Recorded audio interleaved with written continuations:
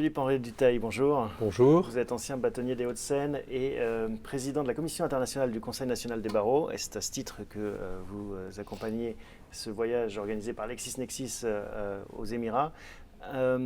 Votre rapport d'étonnement après quelques jours justement à rencontrer les uns et les autres et à découvrir ce pays? Le premier enseignement qu'on peut avoir, c'est que l'attractivité de cette zone-là est absolument considérable. On est passé d'une génération qui nous a précédés sur une attractivité de l'Europe déjà bien ancienne, de l'attractivité du continent américain qui commence petit à petit à s'estomper.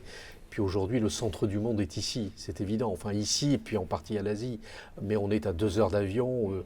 C'est la porte vers l'Asie. Absolument, on est à 3 heures au grand maximum des endroits décisionnels aujourd'hui que sont les places de Hong Kong, Singapour et Dubaï. C'est intéressant que vous parliez des États-Unis qui ont été en effet un Eldorado. On a la skyline qui ressemble étrangement à des paysages connus derrière nous. On dirait la Défense. La Défense, voire New York. La Défense, j'ai l'impression d'être à nouveau au cabinet. Ça ne vous dépayse pas. Un mot sur justement aussi une des raisons de votre voyage, rapprocher le lien entre les avocats en France et les avocats ici. Vous dites, et on l'entend beaucoup, qu'est-ce que font les Français? Pourquoi ils ne viennent pas plus? Il n'y en a que 34 sur 2500 lawyers. Alors, il y a d'abord déjà une difficulté pour venir s'implanter, au-delà même de la langue, parce qu'en fait, on s'aperçoit maintenant quand on fait du droit, tout est en anglais.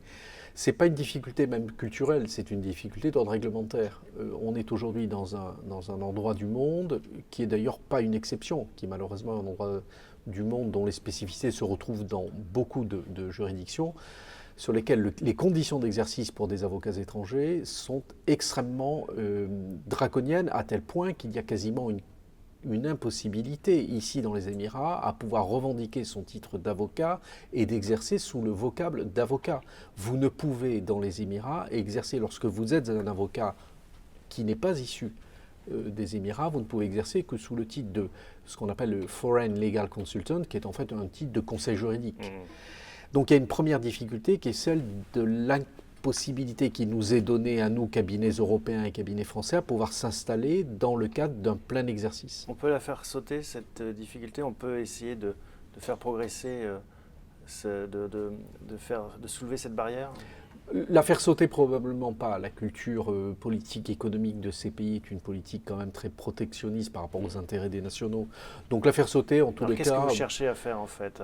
Alors notre objectif, en fait, et moi l'objectif du Conseil national des barreaux en étant présent ici, c'est de renforcer les liens. Alors d'abord de renforcer les liens entre la communauté des avocats, puisqu'il y a quand même des avocats qui sont présents ici en tant que Legal Foreign Consultant. Donc c'est déjà nous, Conseil national des barreaux, qui sommes l'institution de représentation et de représentativité de notre profession, c'est d'aller vers nos confrères qui sont installés à l'étranger pour voir avec eux les difficultés qu'ils peuvent rencontrer, jouer cette espèce de fluidité nécessaire. Mais au-delà, l'objectif du Conseil national des barreaux, et on est sur le point de l'atteindre, c'est de signer une convention alors avec le ministre de la Justice, puisque la particularité dans les Émirats, ce qui est aussi quelque chose politiquement très intéressant en termes de traduction des rapports, c'est qu'il n'y a pas de barreau.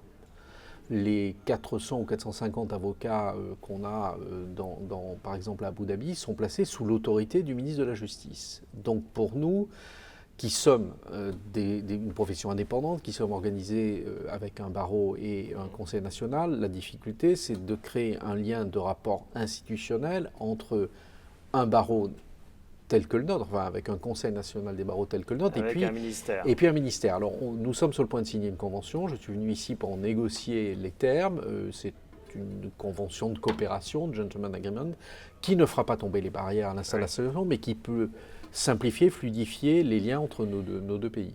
Malgré tout, même si on a bien compris, devenir advocate, c'est un statut très particulier, mais encourager davantage de Français à venir s'exporter ici, même en tant que legal counsel, qu'est-ce que vous avez envie de leur dire à vos confrères pour qu'ils viennent davantage dans la région? Alors il faut qu'ils viennent, mais je crois que les confrères en ont pleinement conscience.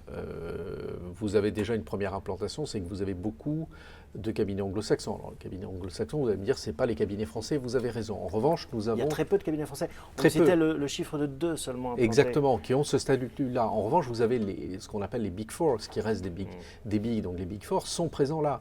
Or, ce sont des réseaux complètement intégrés, des réseaux internationaux, qui justement peuvent permettre cette installation. Et puis ce qu'il faut dire aux confrères, c'est qu'une des choses qui doit les inciter à venir ici, au-delà de la place économique et politique que représente, on va dire, au-delà des Émirats arabes réunis, puisque vous avez quand même le sultanat d'Oman à côté qui est en train de progresser, mais vous avez notamment le Qatar, vous avez le Bahreïn, vous avez le Koweït, qui sont des États, au-delà même de l'Arabie saoudite, extrêmement puissants dans la zone du Moyen-Orient, c'est qu'en plus nous sommes sur une culture du droit civil.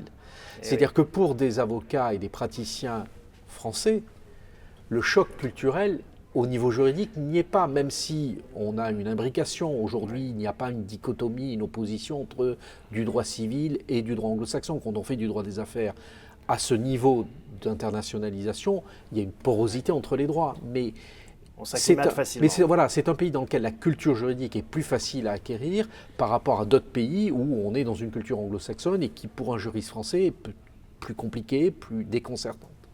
Est-ce que vous pensez que notre pays mesure le rôle que peut jouer le droit dans son rayonnement culturel et aussi business?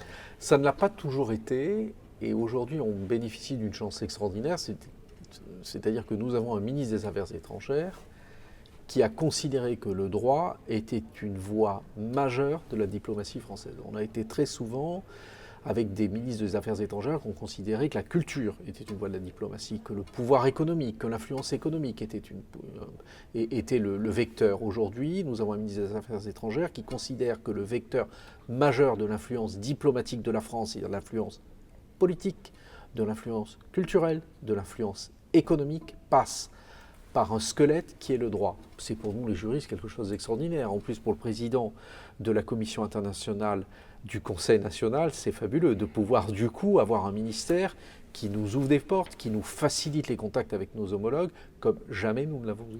Bon, vous n'avez pas fini de voyager donc hein? Oh non, de toute façon je reviendrai avec la convention signée. Merci Philippe-Henri Détaillé. Merci beaucoup.